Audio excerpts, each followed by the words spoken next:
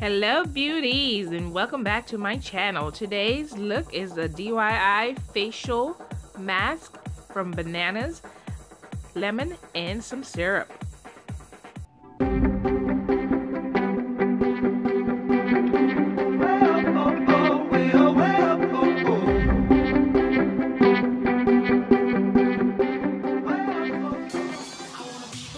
First, you want to exfoliate your face, and I am using my skin polish by Limelight by Alcone.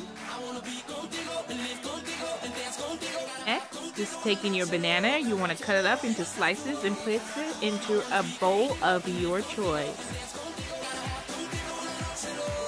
Next, you want to take a lemon and cut it in half, and take one of those half and squeeze 1 teaspoon of juice into the cutted bananas.